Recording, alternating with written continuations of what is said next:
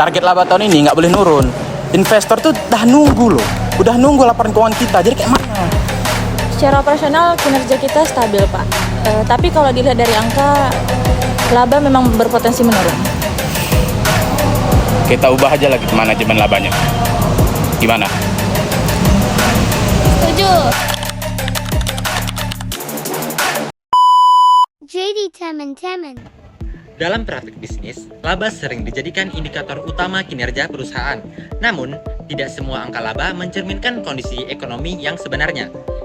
Manajemen laba adalah tindakan manajemen dalam memilih kebijakan akuntansi atau mengambil keputusan tertentu untuk mempengaruhi laporan keuangan, terutama laba tanpa melanggar standar akuntansi yang berlaku. Tujuan dari manajemen laba bisa beragam, mulai dari menjaga kepercayaan investor, memenuhi target kontrak, hingga memperoleh bonus manajemen. Manajemen laba dapat dilakukan melalui beberapa cara. Yang pertama adalah Accrual Earning Management.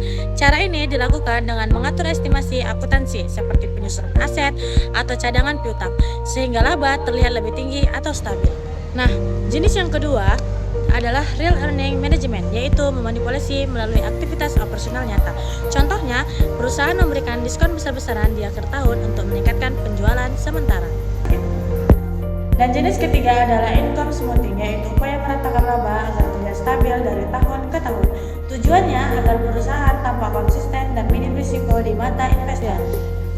Nah, sebagai contoh, PT Maju Jaya Tbk, sebuah perusahaan manufaktur fiktif menghadapi tekanan target laba dari pemegang saham.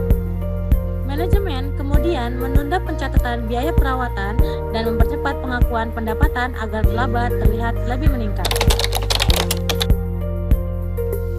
Nah, secara angka, perusahaan terlihat berkembang. Namun, secara ekonomi, kondisi sebenarnya tidak banyak berubah. Dalam jangka pendek, manajemen laba memang dapat memberikan keuntungan, seperti meningkatkan harga saham dan kepercayaan investor. Namun, dalam jangka panjang, praktek ini dapat menimbulkan risiko besar, mulai dari turunnya kredibilitas laporan keuangan hingga sanksi hukum. Secara etika, manajemen laba berada di wilayah abu-abu. Selama masih sesuai standar akuntansi, praktek ini mungkin legal, tetapi belum tentu etis. Oleh karena itu, peran auditor, regulator, dan tata kelola perusahaan sangat penting untuk menjaga transparansi. Laba bukan hanya tentang angka, tetapi juga tentang kejujuran dan tanggung jawab manajemen. Transparansi hari ini